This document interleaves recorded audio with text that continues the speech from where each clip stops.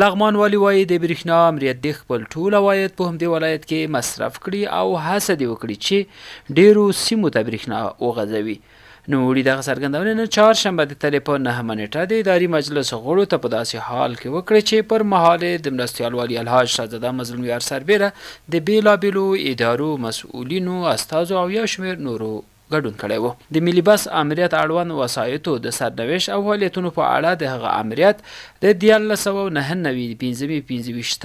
د 1993 ګڼه مکتوب په لغمان ولایت کې د برېښنا امریت د ترسره شوو چارو له امله د لاسته راوړنو راتلونکي پلانونو ستونزو او د حل لارو چارو په اړه گزارش د مرکزي احصایې او معلوماتو ریاست اړوند لومړۍ ناحیه کې د الکترونیکي تذکرو د ویش مرکز د فعالولو په موخه د یوې ودانۍ د تدارک په اړه وړاندیز د نقشو ترتیبولو او برابرولو د درکه په یو شمېر ادارو باندې د ښار جوړولو او مځکوالۍ ریاست د باقیاتو په اړه وړاندیز د پوهنتون ساحه کې د کرش پلانټ ماشین د فعالیت په نتیجه کې د سخت مزاحمت د اوبو ذخیره چې د پوهنتون ساحه کې جوړه شوې او د پوهنتون شرقي لوري ته د سړک سازي شرکت لخوا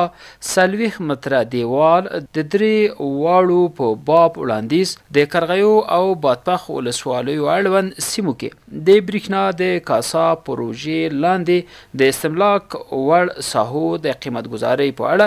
د تعیین شوي هیئت د راپور په اړه وړاندیز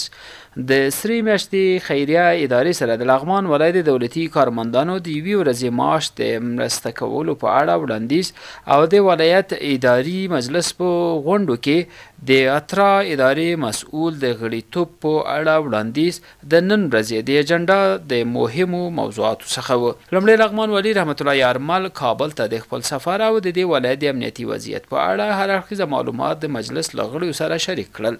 نوموړي ویل چې په کابل کې د لوړ پوړو چارواکو سربیره د بیلابیلو وزارتونو له وزیرانو سره د لغمان ولایت لپاره د بودیجې او ګڼو نورو برخو په اړه لیدنه کړې چې تر ډیره نتیجه مثبته وه. هغه ویل د لغمان امنیتي وضعیت ښه دی او د لا ډاډمن امنیت په موخه یو شمېر امنیتي مسؤلین تبدیل کړل تر څو وکولی شي چې په ښه شکل د ولسونو امنیت تامین کړي. نوموړي د ټولو ادارو مسؤلینو ته دنده وسپارله چې په ښه شکل د ولسونو خدمت وکړي او په یوه اداره کې ورته هم بې کفایتي غفلت او فساد د منلو وړ نه دی. ښاغلي یارمل د امنیتي او دفاعي ځواکونو ستاینه وکړه او له دوی وغوښتل چې په هر حالت کې د جمهوریت څخه په کلکه دفاع وکړي. ورپسې د برېښنا عامل له لوري د دې امریت د لاسته راوړنو پلانونو او ستونزو په اړه چمتو شوی پریزنټیشن د لغمان والي سره شریک شو. هغه ویل امریت یې په 3 برخو کې فعالیت کوي او په 2 میاشتو کې بیلونه راټولوي چې سږني عواید د هدف څخه لوړ راټول کړي دي. هغه په یو شمېر نورو بیلابیلو برخو کې هم خپلې لاسته راوړنې د لغمان والي سره شریکه کړي او زیاته کړه چې په نږدې راتلونکي کې بعد 50 کلیو ته د ولسي تړون په چوکاټ کې برېښنا ورکړي. ورپسې د احصایې او معلوماتي ټکنالوژي رئیس د ښار جوړولو او مځکوالۍ رئیس او یو شمېر نورو مسؤلینو هم د خپلو کړنو او فعالیتونو گزارشونه د لغمان والي سره شریک کړل. په ورته مهال لغمان والي رحمت الله یارمل د برېښنا امر ته دنده وسپارله. هغه ادارې او اشخاص چې باقیات لري د لیست په ډول دی د ولایت مقام سره شریک شي تر څو یې په اړه روان اداري مجلس کې پریکړه وکړي. هغه مرستیال والي ته دنده وسپارله چې د هغه مامورینو لیست یې ورسره شریک کړی چې له رسمیاتو وروسته په خپلو دفترونو کې پاتې کیږي. نوموړي د برېښنا او د کلیو بیا رغونې او پراختیا ادارو مسؤلینو ته دنده وسپارله چې هغه کلیو ته د ژر برېښنا ورکړي چې ګډې سیمې لري. ښاغلي یارمل وویل د برېښنا امریت د خپل عواید په همدې ولایت کې مصرف کړي او هڅه دې وکړي چې ډیرو سیمو ته برېښنا وغځوي. والي یارمل وویل هڅه دې وشي چې قرغیو ولسوالۍ ته د په مکمل ډول ټولو کلیو ته برېښنا ورکړل شي تر څو یې د ولسونو ستونزې راکمې شي. لغمان والي د سکتوري او تخنیکي خدمتونو او احصایي اداري مسؤلینو ته دنده وسپارله چې د برېښنایي پیژندپاڼو د 2مې څانګې لپاره د مناسب ځای وګوري او گزارش دې د ولایت مقام سره شریک کړي.